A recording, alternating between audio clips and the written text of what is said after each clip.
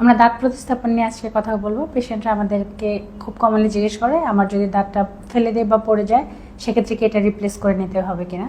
অবশ্যই এটা অনেক জরুরি ব্যাপার এবং এটা প্রতিস্থাপন করে নিতে হবে। এটা প্রধান শর্ত হচ্ছে আমাদের ব্যালেন্স বাইট, অর্থাৎ আমাদের কামড়টা যেন ঠিকমতো দিতে পারি আমরা, এবং আমরা মুখের যেন টোনোসিটিটা মেনটেন হয়, সেজন্য হচ্ছে আমাদের এই দাঁতটা প্রতিস্থাপন করে নিতে হবে।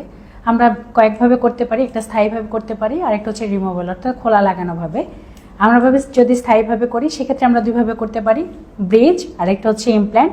ব্রিজটা হচ্ছে যে দাঁতটা থাকবে না, দুই পাশের আমরা অন্য দুইটা দাঁতের খুঁটি নিয়ে আমরা হচ্ছে এই ব্রিজটাকে প্রতিস্থাপন করতে পারি। আরেকটা হচ্ছে ইমপ্ল্যান্ট, যেটা হচ্ছে একটা টাইটেনিয়াম স্ক্রু আমাদের মাড়ির ভিতরে লাগিয়ে দেওয়া হবে।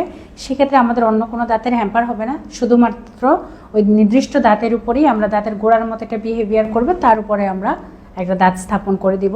এটা হচ্ছে আমাদের স্থায়ীভাবে লাগানো যায় ফিক্সড করে। আর যদি আপনি ফিক্সডভাবে না করতে চান সেক্ষেত্রেও আপনি হচ্ছে রিমুভেবল ডেঞ্চার ব্যবহার করতে পারেন, অর্থাৎ যেটা খোলা লাগানো। সেগুলো অনেক রকমের ম্যাটেরিয়ালস আছে, সেইভাবে আপনি করতে পারেন। তবে অবশ্যই আপনার মুখের টোনাসিটিটা রক্ষা করার জন্য এবং ব্যালেন্স বাইটের জন্য আপনার কিন্তু অবশ্যই দাঁতটা প্রতিস্থাপন করে নিতে হবে।